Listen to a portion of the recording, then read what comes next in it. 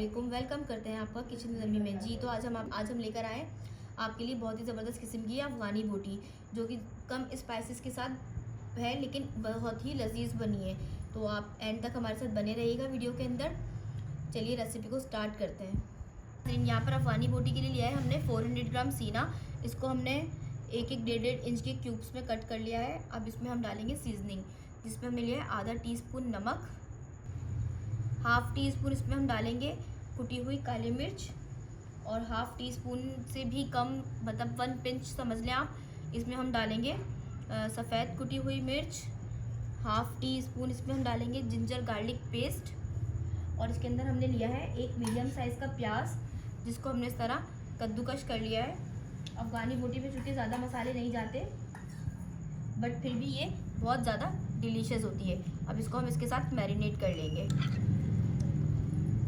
नाज़रीन देखिए, हमारा ये चिकन मैरिनेट हो चुका है। अब इसको हमने यहाँ पे लिए स्क्यूर्स, छोटे वाले, बड़े वाले नहीं, स्क्यूर्स हमने छोटे वाले लिए। अब इसमें हम इसको लगा लेंगे।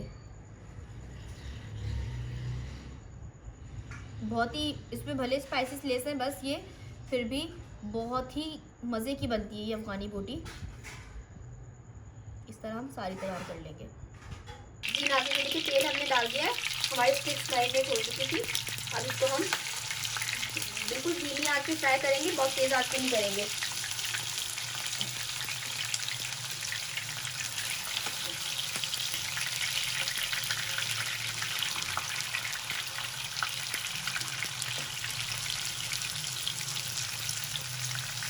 ये नाज़रीन ये देखिए कलर आना शुरू हो चुका है। अब हम इसको एहतियात के साथ इनको हम टर्न कर लेंगे।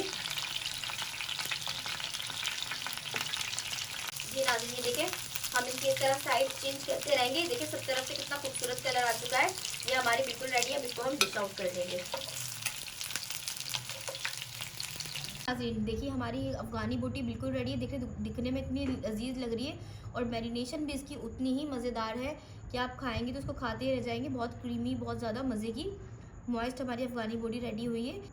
और आप ये अपने बच्चों के, तो आप अपने बच्चों को लंच बॉक्स में भी दे सकते हैं।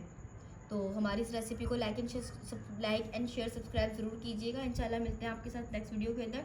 तब तक के लिए अपना ख्याल रखिएगा। अल्लाह हाफ़िज़।